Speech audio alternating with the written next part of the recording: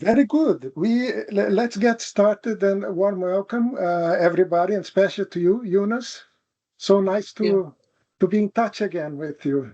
And we are going to be, I think, a small group today. As I mentioned, the vacations is getting started, and I think it's good because we're going to be able to really have an intimate conversation. And uh, how I know you, Jonas. I knew you. I think I knew you a lot, but as mostly as a business strategy when we met over 20 years ago, and now especially through the podcasts, I could see that at that times a lot was cooking already in your head and beyond business strategy. So I hope. Later on, you're going to be able to present your journey, and I think it's fascinating, especially this flash of insight that you had when you met Oren Lyon, right? Yes. And which I learned is a head of indigenous nation in the US, right?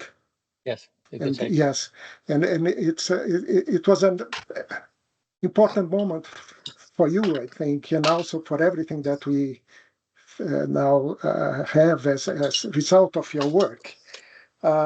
The 4Ds stands for dreamers, doers, designers, and doubters, and especially the doubters we love because it gets the discussions exciting also because uh, I think if we have a conviction, the doubters help us either to pivot or to have even more conviction in our thoughts.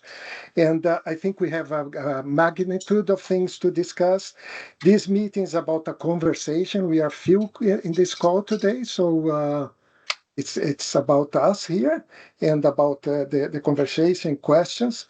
We have still two hosts, and it's Peter Sandberg that will lead the moderation and the conversations. Casimiro helping me as well to look into the chat anytime we can pose questions in the chat.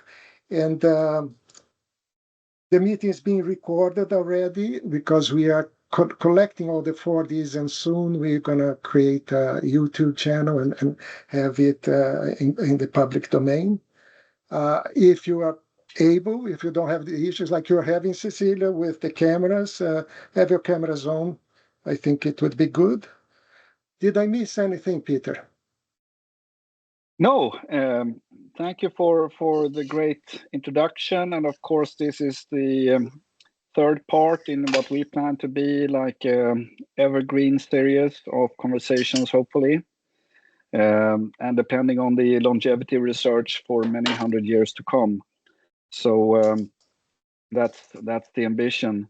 And Jonas, a warm welcome, and thank you for being able and wanting to join us, even though today there's not that many of us. Um, I have only spoken a little bit with you earlier, and but I was struck by the path, the arc of your life journey, and your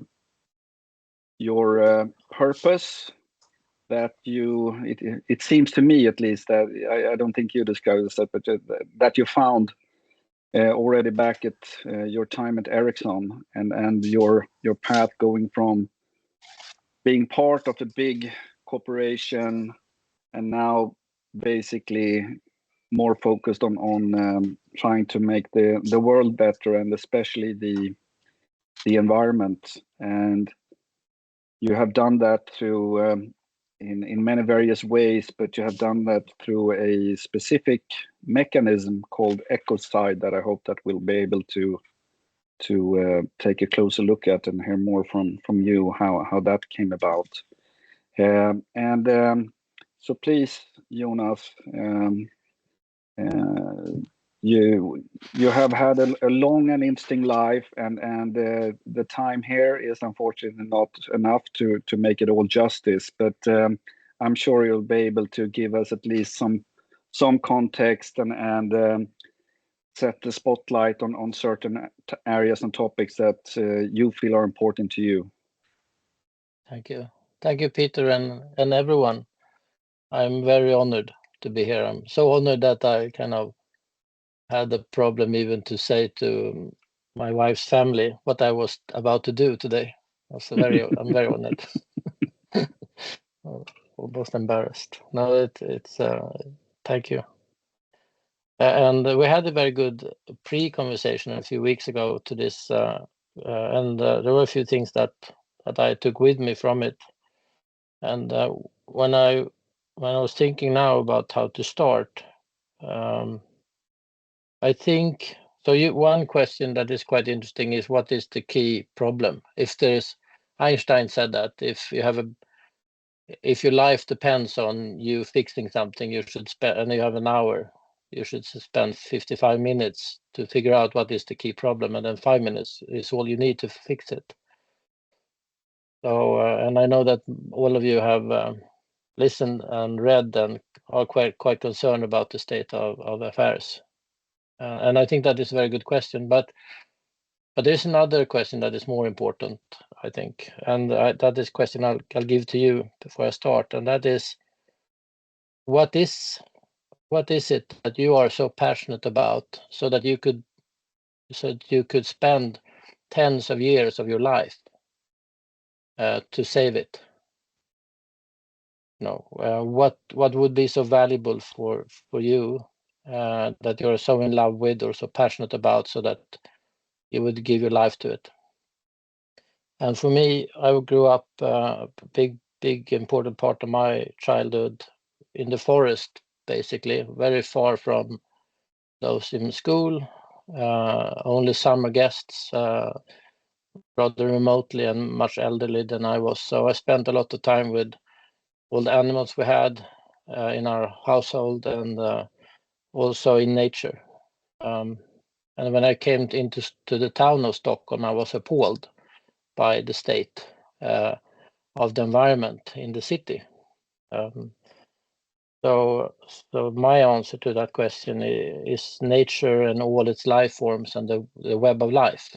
I have been much more concerned and in love and in awe about that than I have been and am when it comes to all the things we do as humans. There are very few things that I am impressed by when it comes to how we construct societies, cities, laws, or anything. But also my upbringing was one of an abusive father and a fantastic mother that was really at an upbeat struggle, and I was the oldest of the siblings, so I kind of had to step in to protect them. And if there's anything I wish in my life is to have another childhood. But so that is also kind of something that fueled my anger towards the grown-ups in the world. Where are they when people need them? Where are society when children are suffering, and when we're killing the planet? Where are all the grown-ups? So that is kind of an anger I had with me all the way into Ericsson. And I am an engineer by training, because my mom said that you're so inventive, Jonas, and if you have an engineering background, your life will be easy. So I got an engineering training. I felt it was very bad for my brain, because my brain isn't square. It operates under different logic. And I worked as an engineer for several years, and then I got a master's in business administration, aiming for marketing, but ended up in long-term strategy scenarios stuff at Ericsson.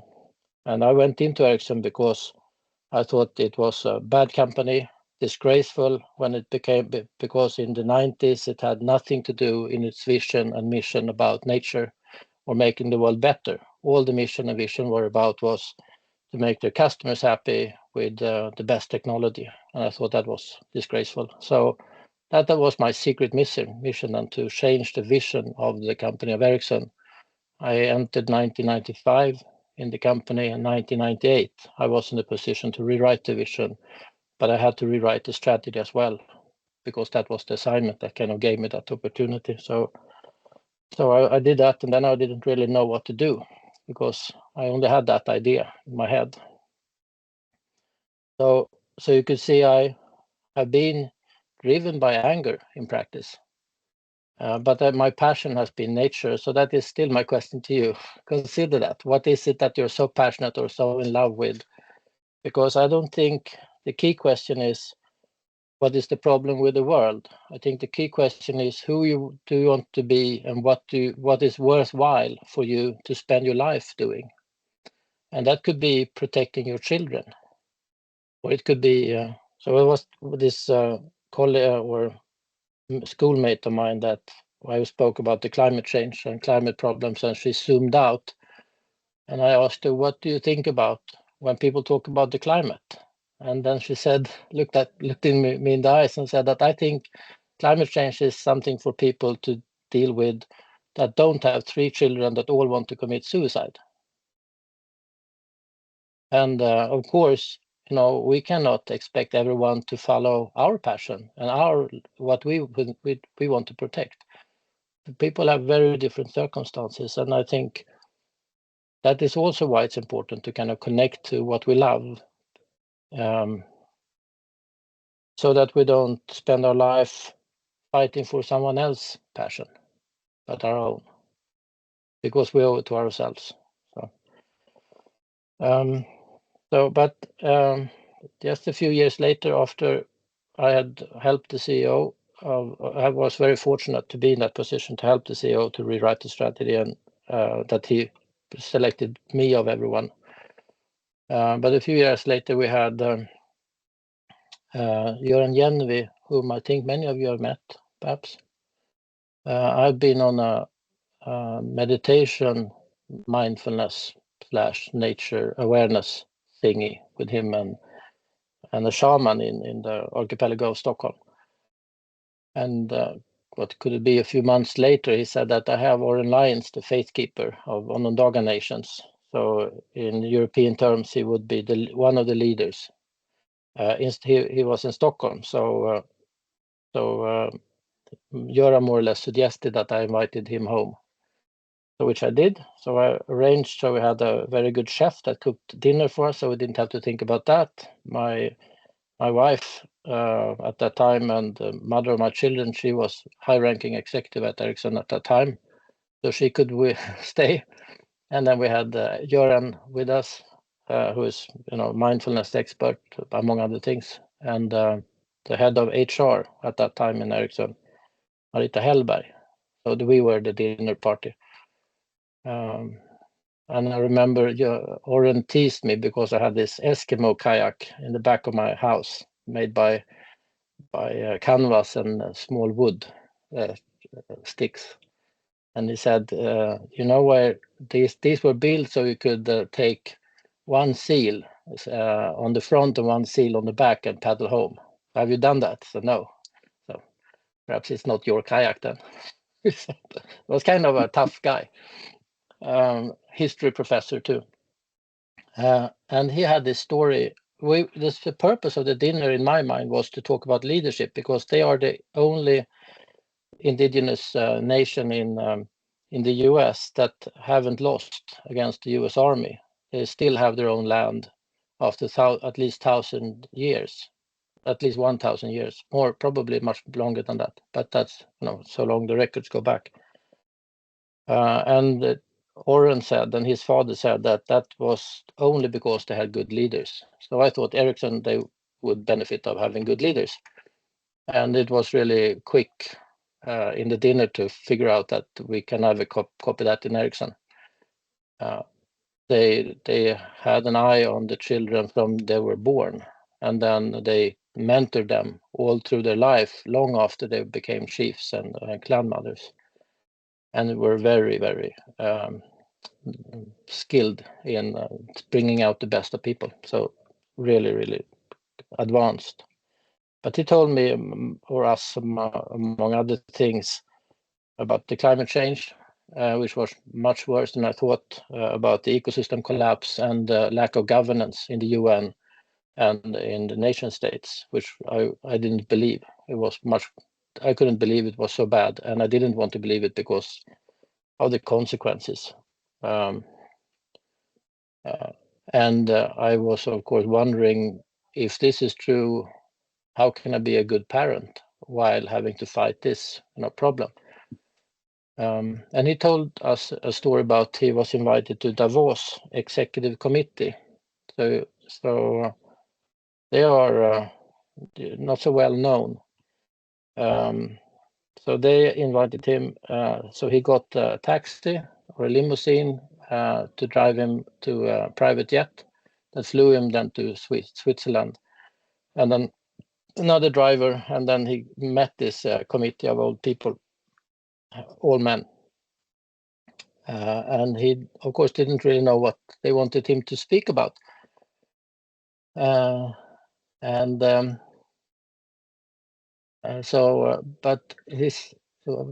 don't remember how they started it, but they said, so you're all in charge of great multinational businesses. So imagine that all these businesses are like cars in a car race and all racing to win. It's just one problem. There is no finishing line. It's a mountain wall.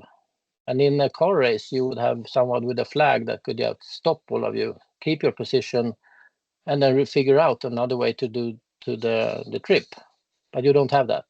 So why are you still gassing, increasing your speed? And it was kind of an awkward conversation, and ended up with perhaps the oldest guy in the committee saying, well, we are responsible for the shareholders. So we really don't have any choice. And if we refuse, they will just replace us. And then Oren said, do you have any children? So, but yes, he had children. And do you have any grandchildren? And he had that too. And Oren asked how old they were. And it so happened that Oren Lyon's grandchildren and his grandchildren were the same age. So they had this nice moment where they thought about their grandchildren until Oren asked, at what moment do you cease to be grandfather?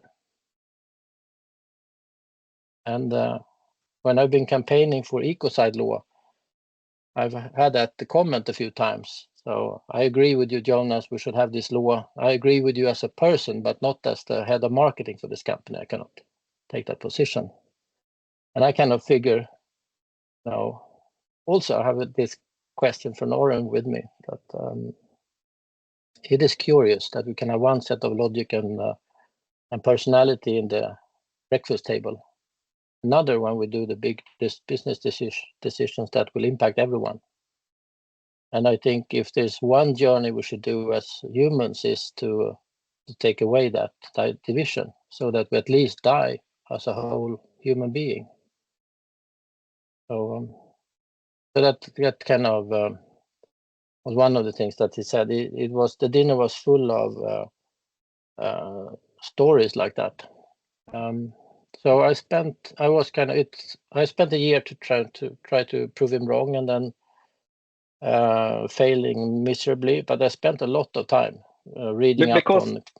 Yeah, sorry, Jonas, but because you were still, we are still now at the end of the 90s, right? And you were still at Ericsson, and you were really thinking about the future and looking hard and gathering information and data, and this hadn't really showed up on your radar until you met him, and then you could not debunk what he was saying. It was just confirming what he was saying, right? Yeah, no, correct. And I had this. I weren't in charge of strategy, but I was in charge of business environment analysis or business intelligence at Ericsson. So I had rather big muscles in my job. Met all kinds of experts and had all kinds of trends and research, but that didn't show up there either. So I had so it was early days.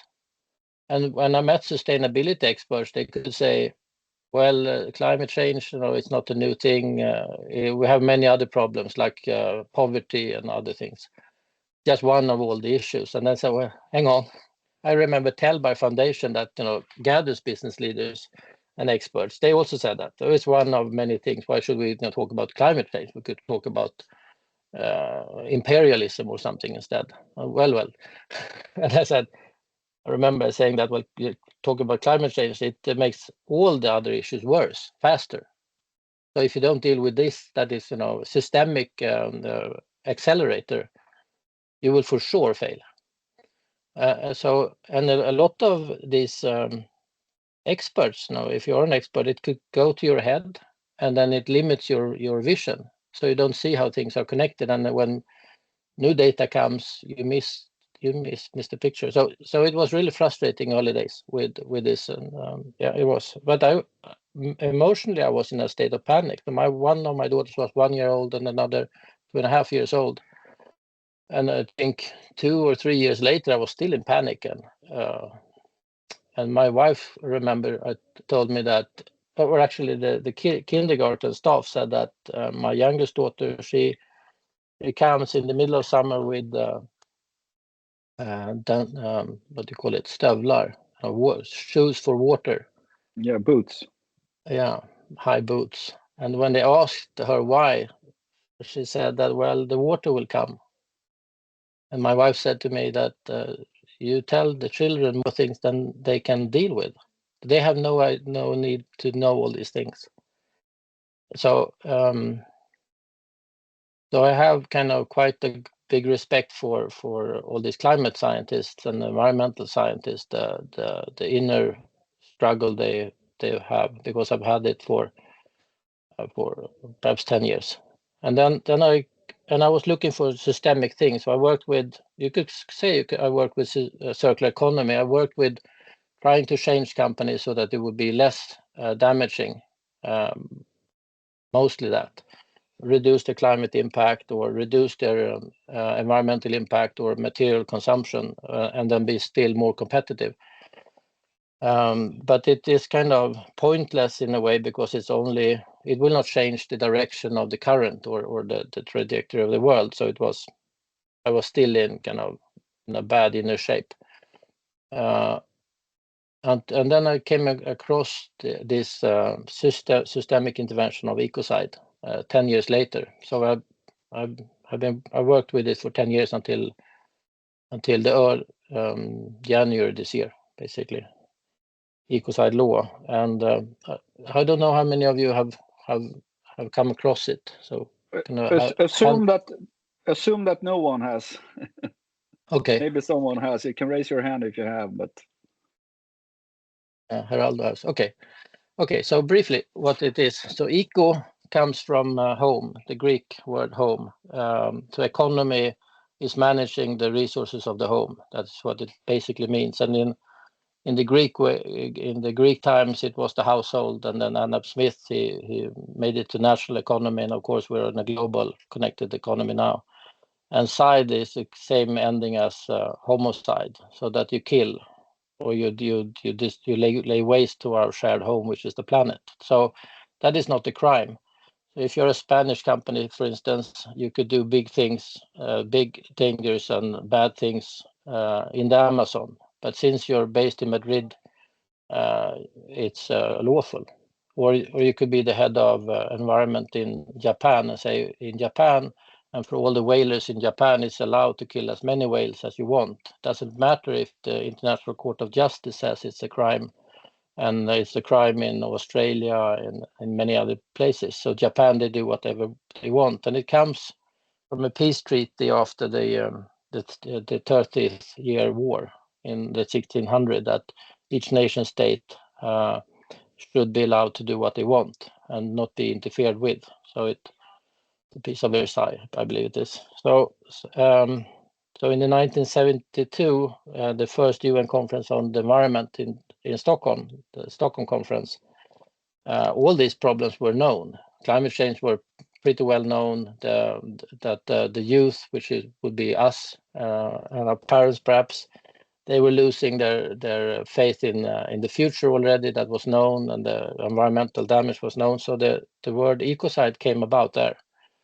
But because of this idea that the nation state should be sovereign and not be interfered and tampered with from outside forces, these systemic problems of our degradation of the planet as a whole was not included in the Rome Statute. It regulates war crimes mostly. So the Rome Statute, the idea to put ecocide law into the Rome Statute, which is a governing document of the International Criminal Court, came about in the 70s and then in the 90s when it was really shaped. It was about, but it was voted out by 5 oil nations with an unfair voting process. But the Rome Statute is a really interesting thing. I won't go through all the details of it, but in the Rome Statute today, there are 4 crimes against peace. Genocide. So if you commit genocide, then put your feet on another, for instance, in Chile, you commit genocide in Chile like Pinochet does, and then he flies over to the UK. The UK have signed the Rome Statute, so that means that he could be tried and convicted for genocide in Chile, although Chile hasn't signed it, which happened also. There are crimes against humanity, which is similar, war crimes and crimes of aggression, which is what the Russia did now for, among other things, for against Ukraine, so that you invade a sovereign country. So the missing piece would be killing the planet, which I would say is delayed genocide, and killing all kinds of other species. So it's a really powerful document. So if you put a crime there, so for instance, genocide is there. That means that if you have a business plan and the corporate law doesn't include genocide, doesn't matter, because this umbrella law includes genocide. If you have a transatlantic trade agreement, you don't need to mention genocide because genocide is already mentioned in the Rome Statute. So if you put in then a crime, so making it a crime to destroy nature and the habitats big enough, so meeting all the thresholds, there are big thresholds that we can envision. It supersedes all law, basically all around the world. It's an umbrella law. So it changes the rules of the game, because all the business and financial transactions are dependent on law. That is what makes them work, among other things. But so changing the law, it also changes the norms. So it's really powerful. And what happened was, so 10 years ago, a very skilled lawyer called Polly Higgins realized this by herself. Nature needs a good lawyer, and nature needs a really good umbrella law. Where should we put that? We should of course put it in the Rome Statute, because that's criminal law. It's not civil law like the International Court of Justice. The International Court of Justice makes only legal opinion, which is basically paperwork. But if you have a criminal law, then that shifts all these papers and voluntary conventions into gear, so that they inform what should be ecocide even further and what should not be tolerated. So that pulls the net together, you could say. And we were campaigning, myself, Polly, Pelatil, another person, mostly us in Sweden, and then Polly set up an organization across the world, or started it, and we continue the Swedish track. It's a long story, all the things that we've done, but just to mention, a few years, she died very suddenly, and her successor in the UK, Jojo Mehta, were then in charge of the international organization and made a fantastic job at it. And we got Greta Thunberg to divert some of the funding she got for one of the awards to fund the international legal expert team, international drafting panel, we call them. And they, all being professionals in how the International Criminal Court works and the Rome Statute and prosecuting and being judges and things, with that legal document as a base, they recrafted her idea of the definition. And they were quite well known, many of these individuals. So overnight, with their definition, discussion, really took off. And one of the things I did was making rather thorough reports explaining, with ecocide law in place, how will that impact the world economy? How will that impact and speed up transition towards renewables and away from climate change? how will AI and ecocide law, each reinforce each other to shift the rules of the game faster? And we got experts in the US to write about human rights and how human rights will be supported by ecocide law. And with that, we got over, I think we have 500 scientists behind it. And these reports and the conversations, they took off in ways also. So, for instance, which is kind of interesting, my co-writer, a professor in the Iceland, she got Ukraine to realize the depth of it, and the Ukraine then talked with the Prime Minister of Sweden, which then was used when the European Union were discussing if they should include ecocide law into the European Criminal Code, which they did, because one of the reasons was because the Prime Minister, the conservative Prime Minister of Sweden, is behind it. And now the entire Parliament of Sweden is behind ecocide law.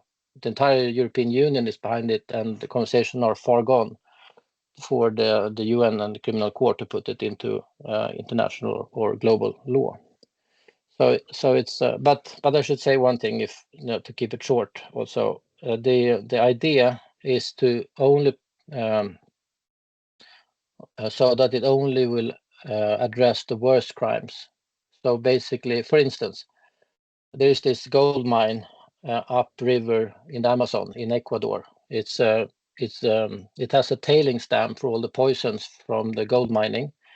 It's made by a Chinese company so poorly so that it's not even allowed in China. And it's earthquake prone.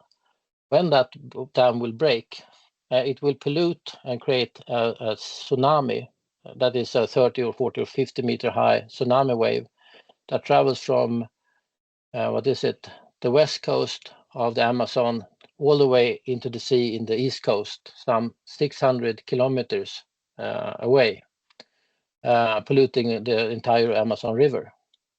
So that would be an ecocide law. So that if you're responsible then for that in the ministry or in the mining operations of it, it's very likely that you would be prosecuted and you would never get out of jail unless you fix it. So, and the definition is written so that it's enough that it's a substantial likelihood, but it will be crimes that happens from the time of signing and forward. However, it will impact investments because you need many years for an investment to pay off. So all coming investments then will be, all sensible people will stop their investment if they risk being prosecuted for ecocide law. So it's really a powerful thing. And the more you would read up on the impact of law and transformative law, the more you will see that it is a missing link. And there's a lot of things that you could say about it. But so when I was starting working with ecocide law, I kind of felt that I found my thing. It protects what I love, which is the living web of the world, and I have something to do. And I think that is kind of one of the lessons I had. So that if you activate yourself to do things in service of something that is worthy of your love, you get peace of mind while doing it. So I have a sense that I've been speaking for 20 minutes or more. So I think perhaps I'll try to stop. I'll try to stop here unless. Thank you, Jonas. And I wouldn't mind you going on for another hour, actually. But some reflections from me, and then we can, of course, the rest of the audience here can, and I hope they will chime in as well. But I love the fact that when you were speaking now about this dam at the gold mine, sort of like you did not say if it fails, you said when it fails. And also, I have a question to you about your ending words here. The Japanese have a specific word called ikigai. I'm sure you heard about it, maybe. And it's it's a lens through which you can view your life when it comes to sort of like 4 aspects, which is sort of like doing stuff that you're good at, doing stuff that you like to do, doing stuff that you get paid for, and doing stuff that the world needs. And when you find all 4 of them, basically it's kind of like your purpose, or maybe even the why you were set to this earth, I guess. So it sounds like this is your ikigai then. Or yeah, apart from the fact I wasn't paid really for it. Yeah. But yes. But hopefully at least you have some kind of business model around it also, with consulting, and maybe so that you can get at least some way to live from it. But I just want to ask, maybe on a personal level, are you still driven or fueled by anger, or have you found another, I don't know, driving force approach? Yes. Yeah. No, I don't think so. I don't think I have in the ecocide campaign or project or whatever we should call it, or work with this idea, is I was surrounded with very angry environmentalists, typically without business background, which made me study psychology, by the way, because I was kind of how should I say, very intrigued by how ineffective it was, when they were angry at everything and everyone. So I guess my anger wasn't really about that. So I wasn't in the way like that, but I had to take on the position of being the voice of reason and the voice of business towards them and towards business. And I quickly realized that we need to have everyone with us. And the beauty of the idea is, of course, that it doesn't make enemy of people. So everyone is invited to rethink and redirect their innovation. And it's just if they don't, then they can get a problem. So I suddenly realized I want to have the mining industry as friends. And I want to have the oil companies as friends. I don't want to scare them too much either.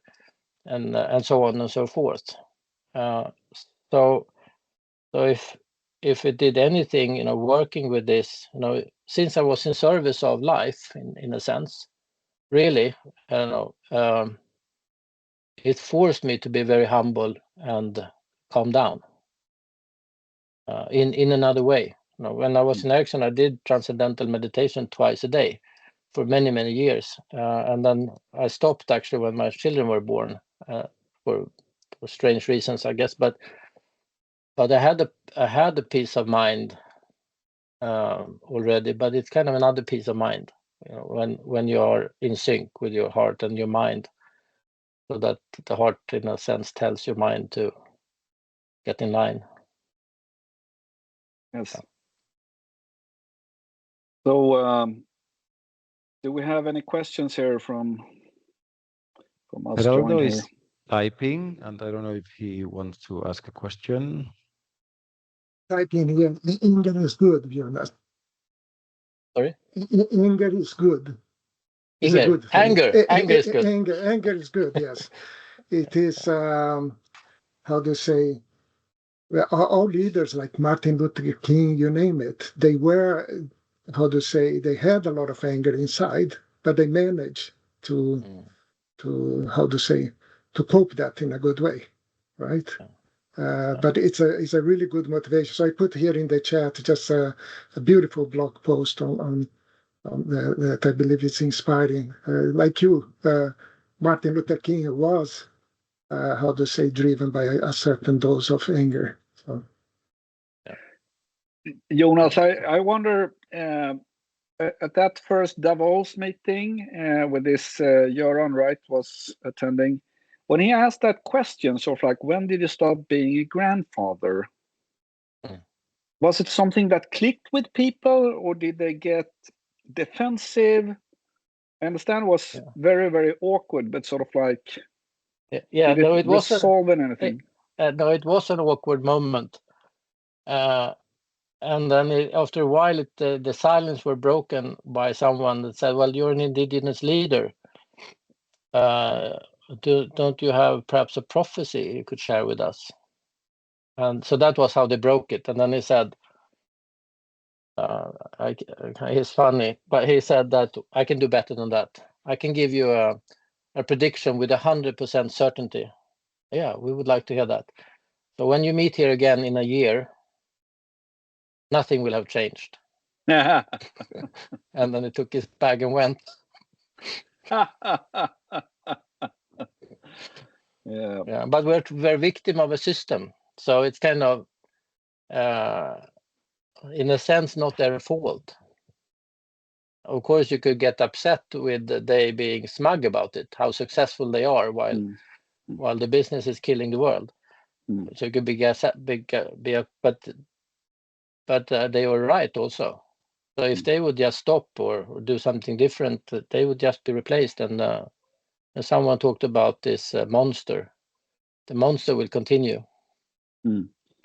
Yeah, and it's like this whole mechanism that we have touched upon also in this context earlier about the Moloch machinery or mechanism, right? That kicks into gear, and but I like this eco law or ecocide thinking because it was just actually not even a year ago that I actually learned the true meaning of anarchy. And anarchy means no hierarchy. So the world is actually an anarchy because no state can govern another state. Hence, sort of like this whole thinking around that they should be able to decide for themselves and all that stuff. But of course, you have instead sort of like it's the law of the jungle as well, right? And where the powerful dominates the weak, and the weak has to sort of like just try to position themselves in the best way possible if they can. But it's basically a grab for all. So it's good that you have this international criminal court system in place. Of course, hated by Russia now and previously as well, because they want to be truly sovereign, because they think they deserve it, because they are strong and powerful. So but it's basically the only governing mechanism we have, because maybe there are other structures in place, but they are not really helpful when it comes to these big players that still basically can do what they want. So that you have law, so you can have a democratic but it's not only a solution, of course, it's absolutely not. But for like 10 or 15 or so years was this big idea to have a world government, which is really dangerous because you will have either a senile person being charged of it or a crazy person eventually. Just like so but you can have law, so you can, and nature has laws, in fact. So you can just mimic it. But, that's right. I see we have some hands. Yes, and I will start with mine. Thank you very much, Jonas. It's always great to hear you, and also the podcast that you shared with us before to be prepared for the session. And it's I have a kind of a doubt on how can we make sustainable long-term change in our environment. And definitely going through the path that you've done, the law. It's a very powerful one. I was very lucky to be one of the drivers of SOX legislation in Ericsson when it was some years back. And the very first image that we used was when the Enron executive team went to jail. That was our first image. And then suddenly we had perfect attention from the whole executive team in whatever local company that we were going to. So probably that would be a very good incentive if you have not company level accountability, but individual decision-making level accountability. That was, I think, the key driver. Do you think that with changes Yes. that like this can happen, or do we need to do something different with the private part of the sector? No, I think okay. So I can answer this question in many ways. I'll give you the quick and easy answer first. So you have a very with ecocide law, you get a very big mesh network or net safety net or a safety rail, which will and is already being refined. So it's more fine-tuned, not in ecocide law, but through European law and international law. So already that is turning into dangerous, becoming dangerous even for smaller crimes in Europe since this and it's really interesting, the development. So but the big thing was then I think to shift the norms and show that this is possible. So you have such a, and I think it's really important. But and I think you're right. It has to be on the individual, so that the innovation is really turned around or redirected. We need everyone's innovation, but we don't need it in a way that destroys us. But there's another way to answer your question, and that is by returning, what do you want to sustain if you have long-term change? What is worthy to sustain? And I think it's a serious question because a lot of the things we do doesn't deserve to accompany us to the future. So I think, how should I say? So one of the things I'm doing with my wife is planting oak trees and different food trees in a way that works with nature, so that you have food that will be generated for perhaps 1,500 years into the future in ways that will be, helpful for future people. So so there's so many answers on what kind of change and what kind of long-term change, and it comes back, I think, to the question of to what you love and what you want to deal with in your life. And I think also an important aspect is that we aren't supposed to carry all the world on our shoulders. There are many of us. So I think that is kind of another way to kind of answer. But I think you're right. I think individual responsibility is really important. But there are so many things, and you're into folkbildning, which is another thing that is no regret strategies. As long as that is something that you want to deal with or to spend your days doing. Thank you, Geraldo. Jonas. Yes, Jonas, I have two questions, and one of them is more like a doubt. Yes. Okay. First thing, I mean, I think you had already left the company, but I mean, it's like I am so, how to say, inspired by this with law. And like you said, it's not only nudging, but really doing something, right? And preventing things. Because I remember back in the 2000, I mean, a lot of us activists thought, no, but it's just volcano activities, Geraldo. It's no issue. Just volcano. What is it? No, just It's what just not can do. Yeah, it's just volcano. You know, What is it? activity. Volcano is it? Yeah, Okay. volcano activity.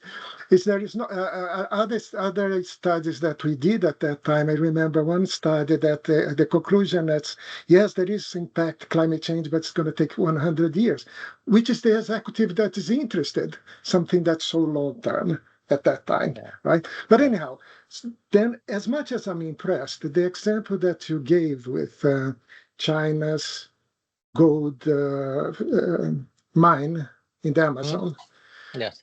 they are not, as I understand, in the ICC, right, as part. And then if something happens in the Amazon that destroys the whole Amazon, my gosh, then it's too late still, right? Yes. So this is the first, almost like I said, a doubt, or how do we deal with that? Because it's so big, and at the same time, too little, too late. And then the other question I have that is so important, I think, for our group, is that we're really trying to find ways that nudge the system big time, like laws is a big insight for me. And then little things that we can do, like planting potatoes, as I mentioned, it was our last 4Ds. So what is cooking in your mind now that you have so successfully put ecocide into place? What are other possible avenues for change that can nudge the system big time, or at least nudge? So two questions. Sorry for being long-winded. No. And I'll try to be rather quick if I can, but it's a big question. So, but on your doubt first, so it's very good that you voice it. And it's tempting for me to read the definition, but it will take many minutes, and you could do it yourself. But it's really well written, and so if you read the definition, you will see that a substantial likelihood is enough for it to be qualified as a crime, and but it needs to have an act. Someone needs to be able to held account that has a principal part of it. So we are not all criminals for climate change, although we might fly and drive cars, because we have not such a significant impact on climate change as an oil CEO, for instance, that extract oil, say in the Amazon. And also it needs to be disproportional to the damage, the benefit. So if the money is concentrated in Spain or in the US for environmental degradation that happens somewhere else, that is aggravating fact. So it's really well written definition that is also tougher as time goes on. So when we have new technology, the definition will be tougher because of how it's written. And another part of the answer is, in contrast to war crimes, genocide, when you usually have a warlord and you have a state of mind that is not easily deterred, you will, and you have an inclination to stay in your nation. That is not the case when it comes to economic activity, which is actually fueling the destruction of the planet. So you have investment companies that is already talking about not honoring any insurances that is near ecocide law. And of course, when it's a done deal, you are uninsured. You have executives that travel across the world and their families, so they are exposed to being arrested. You have the banks, of course, that is already very worried about what the European Union is doing when it comes to this. So ecocide law is a million times worse if they would be anywhere close to it. And you have the materials. So say Stockholm want to build a new golden bridge. That would be very troublesome if they buy it and fund mining activity that is ecocide law somewhere else, and then that is transported here. So we are bound together in ways that even if China isn't a signatory state to ecocide law, they have to be very, very careful to contain everything they do within China. All the funding, I think you can figure it out yourself. So it's a fantastic, simple idea, right into the bullseye. So, and I've written at length about it. Jonas, this clarifies a lot.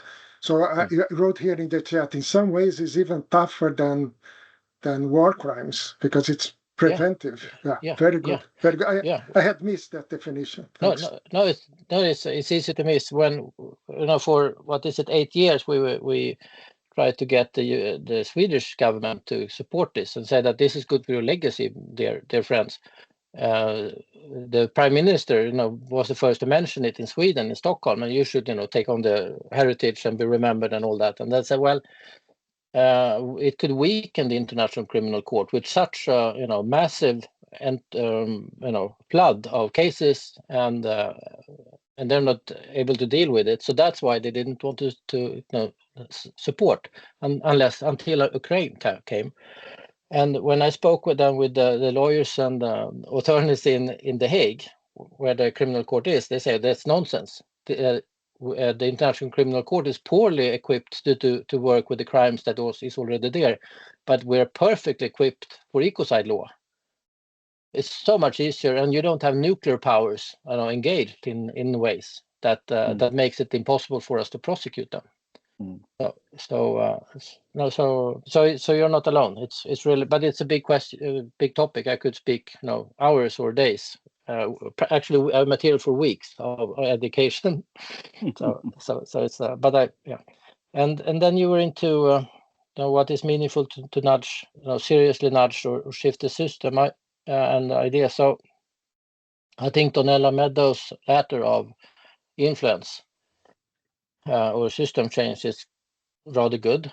So the most powerful, amongst the most powerful things you could do is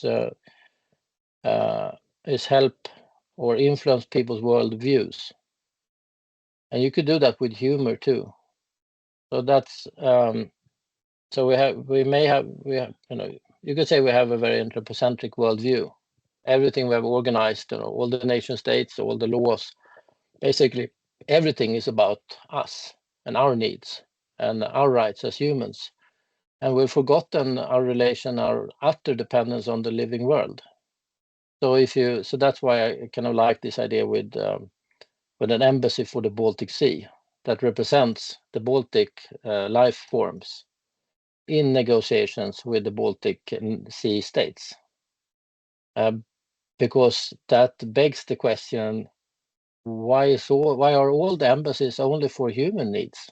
Now, how sustainable is that? And in the future state, 100 years from now, or 500 years, or 1,000 years from now, will we really have embassies that ignore all the life forms that is not only supporting us, but many of them inside us and actively supporting us? So it's kind of a play with the worldview, but it's also connected to law. So we could have fun with it. So that's and also one thing that is interesting with the water, and it's that's important in itself. But you could say the Baltic Sea doesn't start by the shorelines. It starts in Norway along with the fjords and the groundwater that goes in and pollutes and upsets the Baltic Sea. And the land needs us people to take care of it. And the land is also a very good place for reconciliation and working for really tangible, important things that involves your neighbors, that you have been where many of us are estranged to them because we're so much into the technologies and things.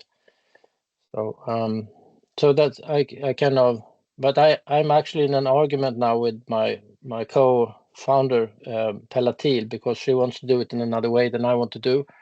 So I will be probably sharing her on and wait for something else to do, and then just wishing her luck, because I want to have a strategy that I believe in to do it. And she and she has a different view, and she's brilliant. So, but it's a good example, I think, still, with you could include folk building, and it could be, and you could say things that shift the perspective from tangible things to relations, I think, is also a winner.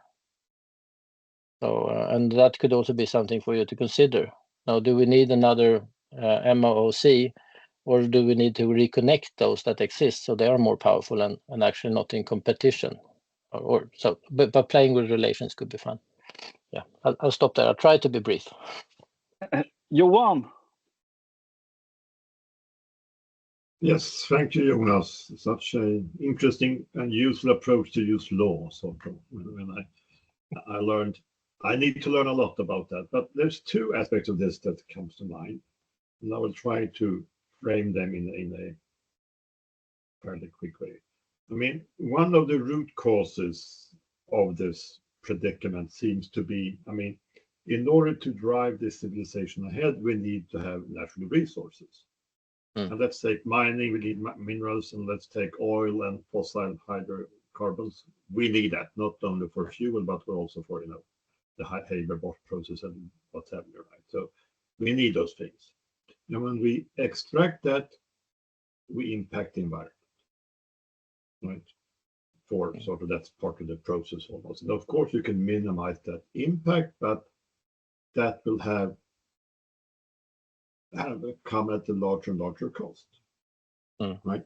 Which we have been able as society to externalize, right? That cost is not ours to take, right? So we don't need to have that in our balance sheet as a company or what have you. And now with putting this into the criminal law is a great way to make it harder to externalize those costs, right? How much more expensive will it be if we successfully internalize all those costs? That's one observation I have, right? I think it will be tremendously expensive, and that needs a different change anyway, right? So even if this is tremendously successful with the law approach, we need to change something more. Otherwise, it will be even worse in another case. The other question / observation is, I understand that the accountability in the lawmaking is on the executive, basically. Sort of, that's the prime target. If you're the CEO of a company that is creating ecocide, you will go to jail, basically. No, it's not entirely, but okay, yes. Because there's at least 3 other groups that are equally accountable, I would argue. One is the employees of the companies, right? That didn't say no. Sort of the other are the boards and the owners of the company, the shareholders, which in the Swedish case means, we are all owners of all these companies because we are part of the pension funds, right? So we're all going to jail as individuals, aren't we? And the third is the user of the products of those companies, right? And is that also being criminalized, or should it be, or can it be? No, not. Let's see. You had 2 questions, I think. You had the question of cost, and then also so I'll start with the last one, which is the most complicated. So the International Criminal Court, they have had a lot of training of finding those in superior responsibility. So they have a lot of training in it. So it isn't necessarily the board or the CEO, but you need to have knowledge about it, or something that is really likely that you really knew about it. And one aggravating fact then would be if you collect a lot of money from it.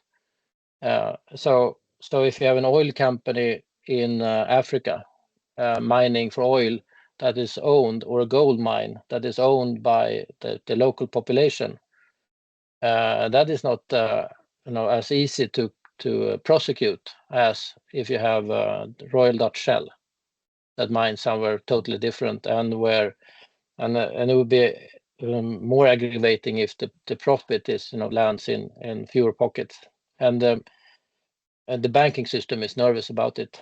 So they have a lot of training of finding those with superior responsibility, and that on an individual level have had the power to intervene or change or should have known better.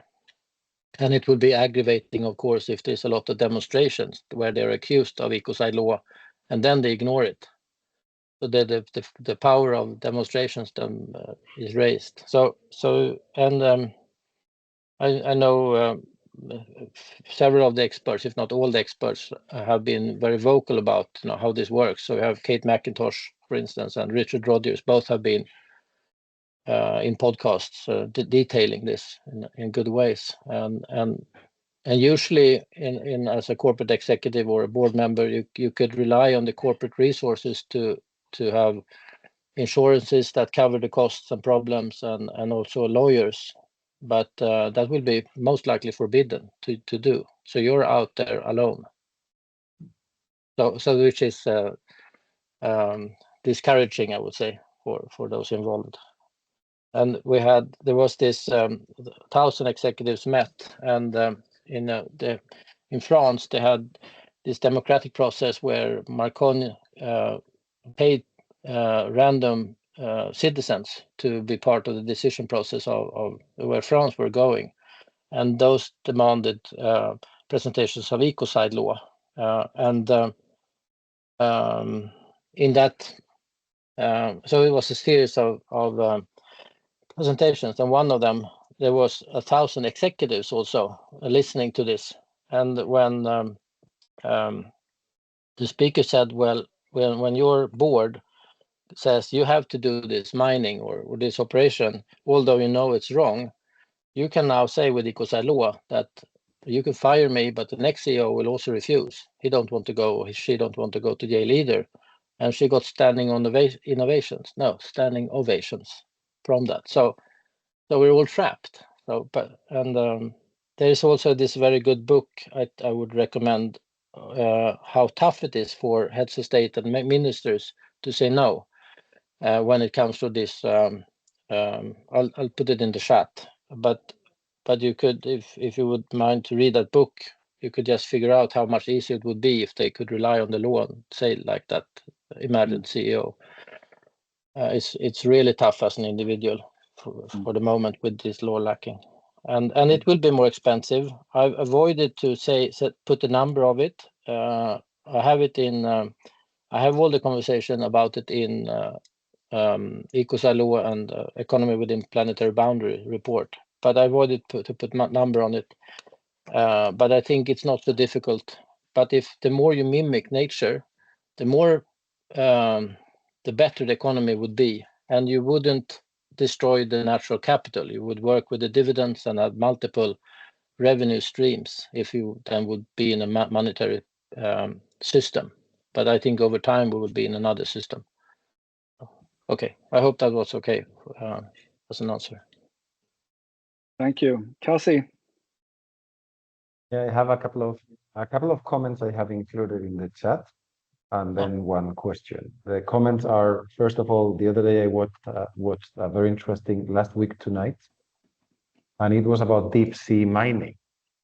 And it talked a lot about the problem of no owner or jurisdiction. I mean, there's an agency from the UN, but it has very weak powers to really stop deep sea mining in international waters.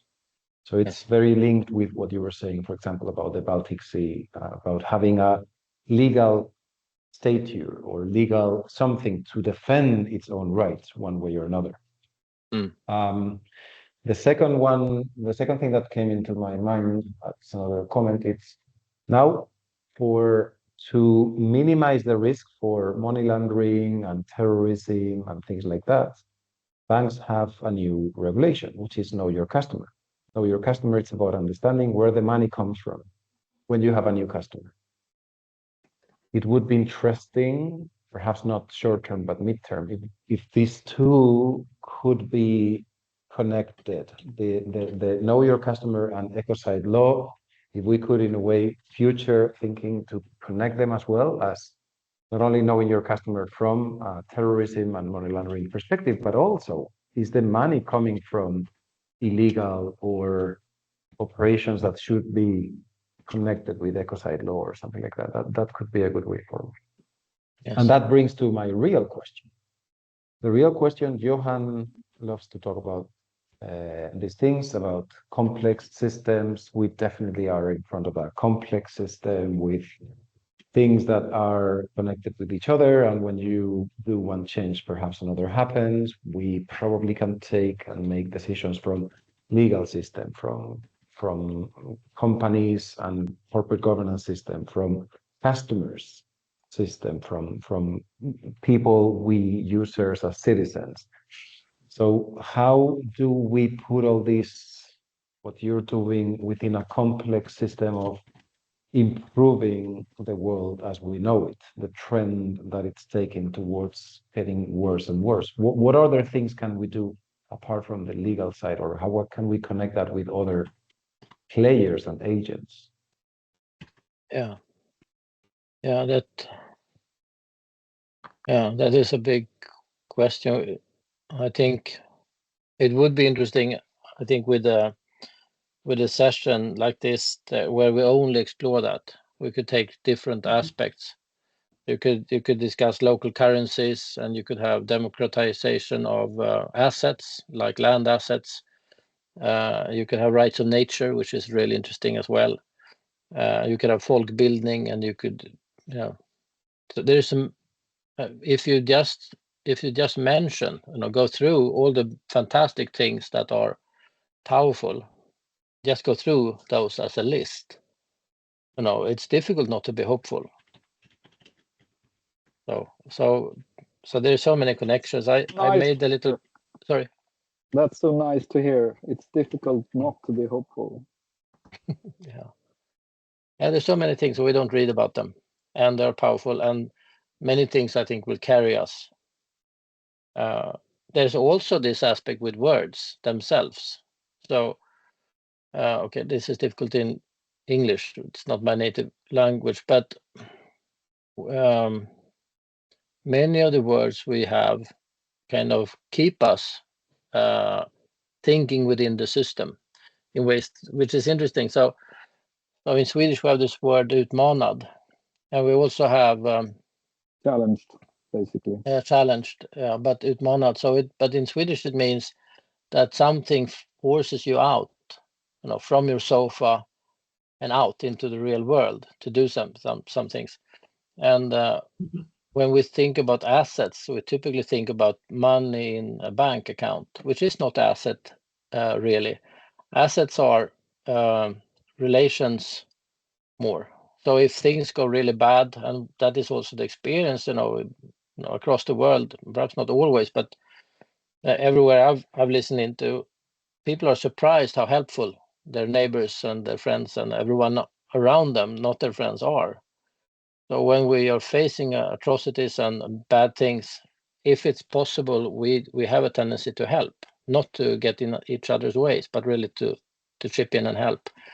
And I think the challenges will have as a side effect this reorientation about what is really assets, what is really our strength, and I think we will realize that they wake us up. They will get us out of our delusions and our closed depressive life into something else. And then I think in that state of mind, it doesn't matter so much if we lose a lot of the modernity luxuries. I don't think we will miss them. It will be a good riddance.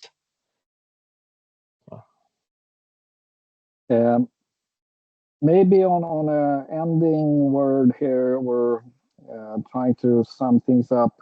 I'd just like to delve a little bit into your thoughts on circular economy as maybe a necessary tool and approach, but also that tied to the maybe overarching subject of growth, where the way I perceive, in a very generic, simplified way, that the world seems to be, they have these opposite or polarized spectrum of sort of like growth and degrowth, basically. And yes. Is there a middle road there, or some third dimension into that? Yeah, it's I think the questions are unfair for me to answer them only, and it should be discussion.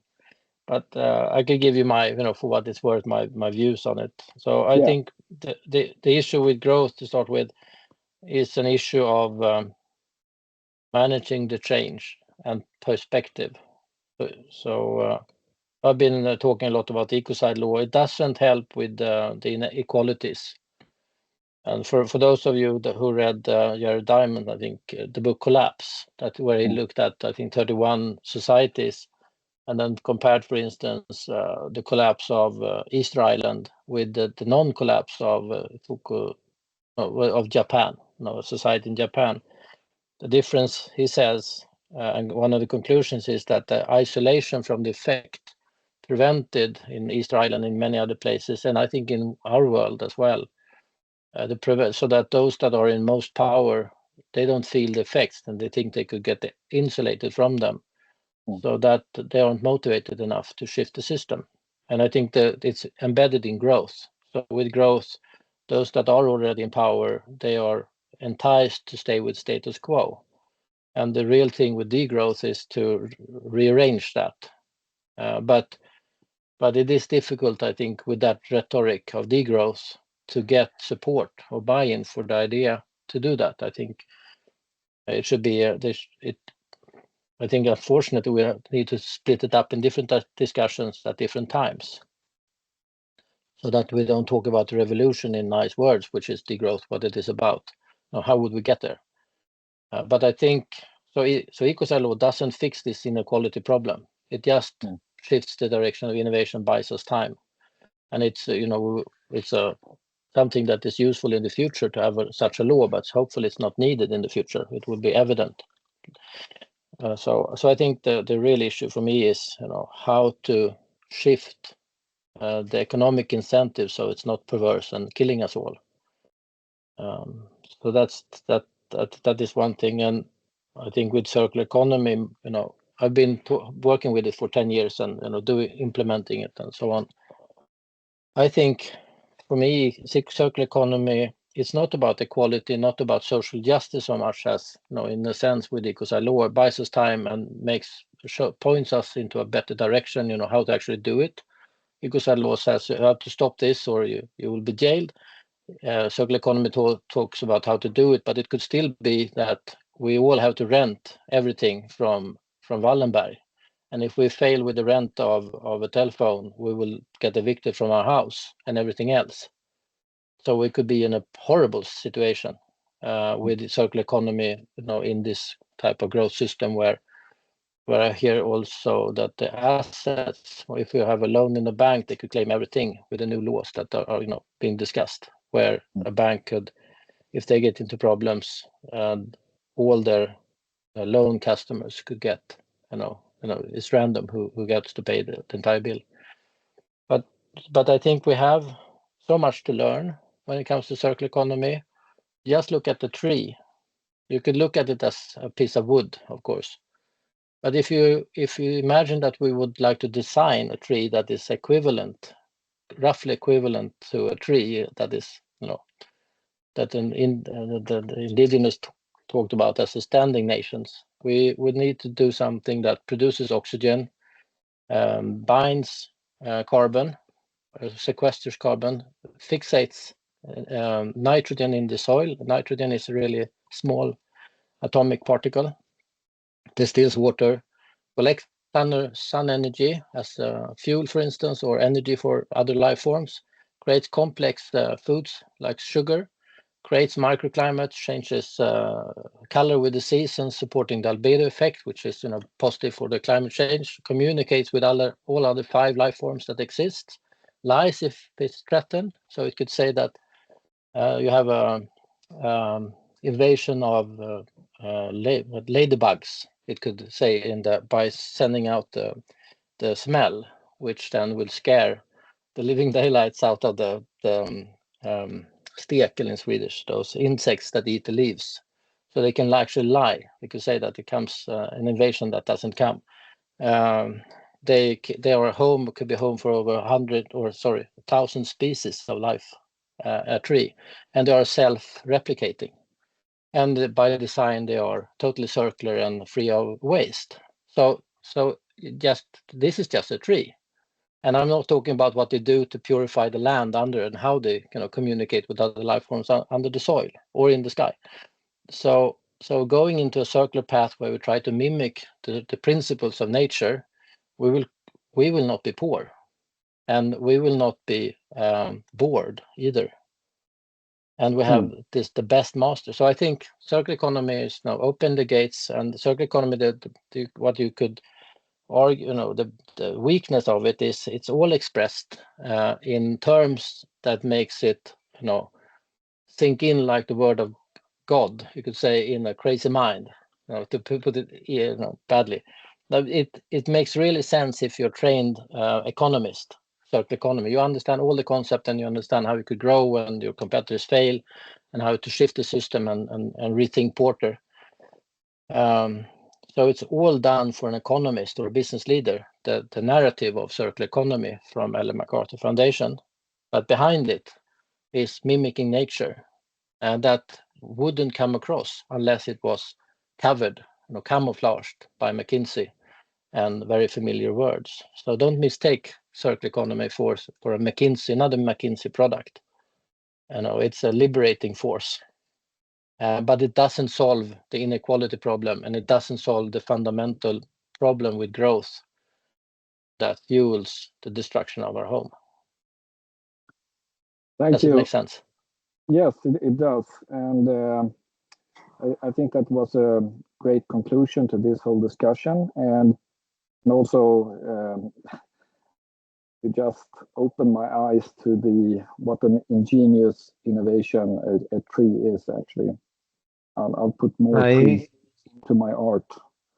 But with that, Jonas, I think. Can I have one final thing, Peter, before we finish? Just one question, and it was a comment on from Geraldo as well in the chat. Jonas, can you give us 3 readings, podcasts, or resources that can help us to learn more from where you are? Yes. Could I perhaps I could mail that, and then instead ask everyone to nudge me a little bit, and I could customize it for you. Good. We do that. Yeah. So the nudging question, Casimiro and Peter, what would that be then? So I could find in my mind what would be useful. How should we phrase it? I guess reading or listening, that is, I think, at least for me, what is pertinent is getting those glimpses of what is actually, actionable things that you can do, and also these glimpses that actually gives us more hope in order that we are able to change things. But that's just my personal take on it. Okay. And just very briefly, I think, Johan, I'm looking at you. Those connections you can do so well, right? The connections of all these things that are going out there. But maybe it could be even a 4Ds on its own. As you mentioned, the connections that are giving hope. So, and Jonas, I'm thinking that you have been so generous with your time. The description of the tree, it's so good that we are recording that. I'm gonna steal with proud. Yeah, please. And I learned so much. I understand that we are the only thing between you and the barbecue, right? Yes.